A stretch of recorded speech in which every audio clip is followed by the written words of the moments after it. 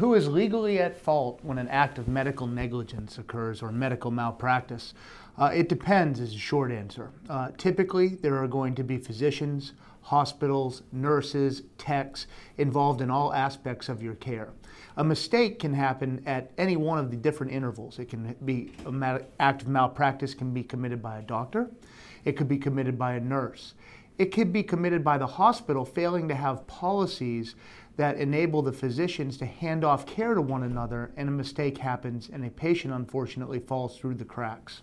Typically, the employer of a healthcare provider is the entity that will be held at fault. So if you go to a major hospital and a doctor who works at that hospital commits an act of medical malpractice, the doctor and the hospital are liable for what happened to you. The hospital is something called vicariously liable, which means they are liable for the acts of their employees. Now, many hospitals will play a shell game where they won't actually employ the physicians that work in their hospitals. They work in the hospitals, they have privileges at the hospitals, they serve on committees at the hospital, but when you go and file a lawsuit against that hospital saying this is your physician, they say no, it's not, we have a separate contract with them. It puts another layer of difficulty when a patient has an act of malpractice committed against them, where they have to go and find the employment relationship between the doctor and the facility where the act of malpractice occurred.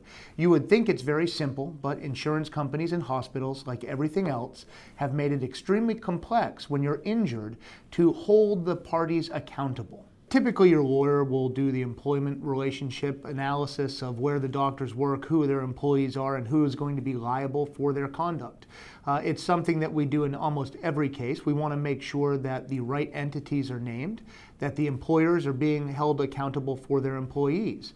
You have to also realize that the vast majority of the insurance is held by the corporation, the hospital, the entity where the doctors all practice. If it's a surgery center, oftentimes the physicians will have minimum coverage themselves, and you'll need to bring in the employer who has more of the insurance policies that you will need to make a full recovery.